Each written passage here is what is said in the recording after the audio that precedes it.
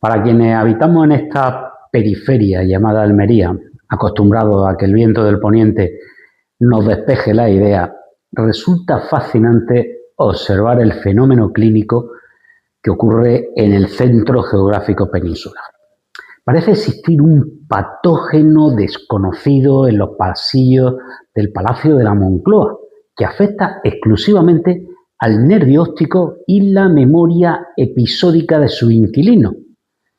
No es una ceguera, no es Alzheimer, es una suerte de amnesia institucional selectiva que se activa en cuanto un subordinado decide que los fondos públicos son en realidad el bufé libre. El último episodio de este drama médico lo ha protagonizado Mariano Rajoy en el marco del juicio por la denominada Operación Kitchen. Según el expresidente del gobierno, él no sabía nada de nada.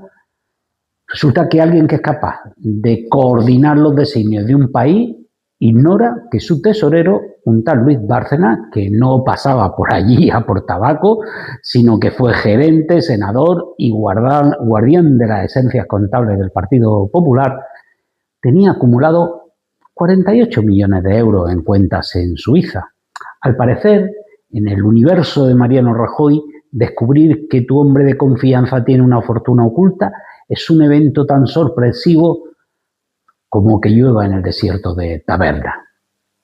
Pero, miren, la ironía alcanza su cenit cuando se aborda la Operación Kitchen.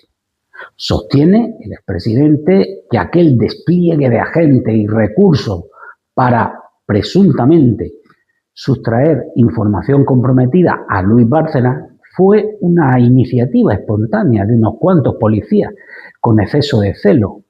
Ni su ministro del Interior, Jorge Fernández Díaz, ni su secretario de Estado de Seguridad, Francisco Martínez, le comentaron el asunto entre café y café. Es admirable la autonomía de gestión que tenían estos cargos. Montaban operativos de espionaje a gran escala, mientras el jefe del gobierno probablemente estaba muy ocupado leyendo el Marca o decidiendo si el sentido común era un concepto metafísico. Y ojo, resulta que lo hacían en el suyo beneficio. Sin embargo, no seamos injustos con el registrador de la propiedad. Esta discapacidad sensorial es un requisito sine qua non para ostentar la presidencia en el gobierno de España. Si echamos la vista atrás, nos encontramos con el histórico Felipe González, quien tampoco se enteró de que bajo su mando se gestaban los GAL. Es curioso que el presidente no percibiera el olor a pólvora cuando su propio ministro del Interior, el virgitano y por tanto paisano nuestro, José Barrionuevo, y el secretario de Estado, Rafael Vera, terminaron condenados por el secuestro de Segundo Moraí. En la provincia de Almería sabemos que si alguien de Berja se mete en un lío, se entera hasta el último vecino de la Alpujarra. Pero en Madrid las paredes de los ministerios deben ser de plomo aislante. Un plomo aislante prodigioso, por cierto. La tradición continuó con José María Aznar, un hombre de mirada firme, pero por lo visto de visión periférica nula. No detectó que su vicepresidente económico y milagro personificado, Rodrigo Rato, estaba ocupado en menesteres que acabarían con sus huesos en prisión por el caso de las tarjetas Black. Ojo, y si buscamos en la época de José Luis Rodríguez Zapatero, aunque su talante le impidiera ver nubarrones en lo económico, pues también tuvo que lidiar con la sombra de casos como el de los ERE en la Comunidad Autónoma de Andalucía, donde figura como Manuel Chávez, presidente del PSOE y de la Junta de Andalucía, estaba metido hasta arriba en ese fraude. Y así llegamos a la actualidad, donde Pedro Sánchez eleva esta tradición ya a la categoría de arte contemporáneo.